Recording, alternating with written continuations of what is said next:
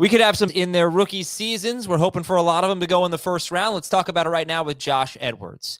Welcome to the show. Josh was here yesterday to break down the running backs. Now we're going to talk about the wide receivers, his favorite ones for the upcoming NFL draft.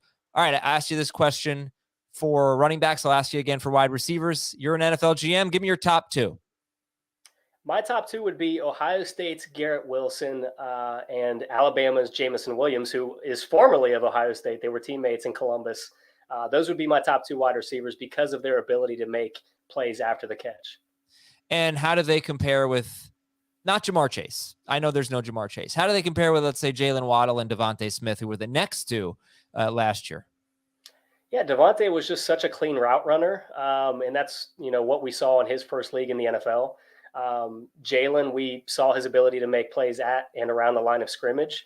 I think that's kind of more of the pond that you're fishing in with these type of wide receivers in this year's class. I don't think we have the Jamar Chase where, they're a great combination of size and physicality and speed.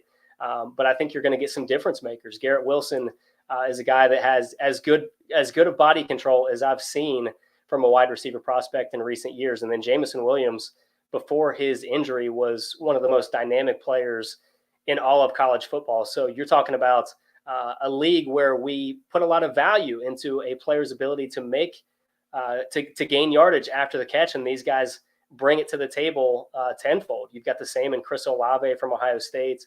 Treylon Burks from Arkansas is a guy that lined up in the slot. He lined up out wide. He was in the backfield. I mean, he was all over the formation, and I think that's kind of what you're hoping for at the next level, is a guy that can be lined up anywhere and is a mismatch in every facet. How many go in the first round? Well, the number is 5.5 right now. I'm leaning towards the over because I think that run is really going to hit before we get to Green Bay at number 22. And I think we all know that Green Bay and Kansas City are probably in the market for a wide receiver. So if that run starts to happen before the Packers come on the clock, then one of them might get desperate and be the team that takes a sixth or even a seventh off the board.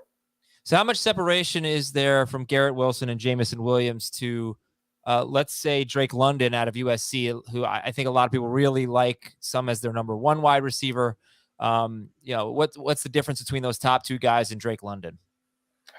Well, they're all top 32 players from me. Drake London is, I think, actually sixth on my board right now, but the gap is not that significant. It's a matter of what you're looking for at the position. Drake London, 6'4", just an entirely different body type, a guy that has a basketball background and can use that basketball background in his frame to create separation at the catch point. He boxes out as if he were a power forward. He skies and gets the rebound as if he's that same power forward. So you see those aspects translate to the football field. So it's just a matter of taste. I mean, what you're looking for in the position. I think teams that, utilize a wide zone blocking scheme like San Francisco or Green Bay or the Jets or the Browns, those type of teams may be looking for more of a jumbo slot receiver that is going to be able to block a little bit in space in addition to what they give you down the field. All right, so you've got Wilson and Williams 1, 2. You said you have London 6. So who's 3, 4, 5 for you? Yeah, so that next group would be Treylon Burks from Arkansas, Ohio State's Chris Olave. I've got George Pickens from Georgia in there because I just love his upside. What we had seen prior to his injury in 2020. I mean, he is just a guy that can make plays down the field vertically. Those guys come in a little bit ahead of London for me. And honestly, it may not even be London's fault. I mean, you kind of got to look at the quarterback situation at USC as well. I mean, he wasn't done a ton of favors. We talk about separation, but sometimes it was just the ball arriving late. So you're really looking at a lot of guys in this class that are very talented and certainly capable of coming in and making an impact on day one. Do any of them have bust potential? Could you see one of them being on the risky side? Well, I think Chris Olave, I don't want to use the word bust, but I think he's a little bit more risky because of his lack of ideal size. Historically speaking, we just don't see wide receivers of that build have a lot of success in the NFL. It was a similar conversation as to what we had with Devonte Smith last year.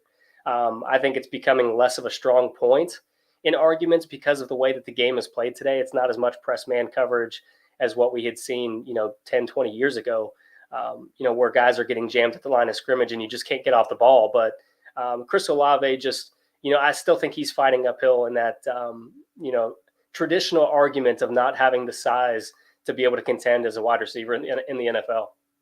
All right, Josh, thank you very much for your time. Great information. You can follow him at Edwards CBS. Have a great weekend, everybody. We'll talk to you next week. It's draft week on Fantasy Football Today in 5. We'll get you ready for it. Thanks for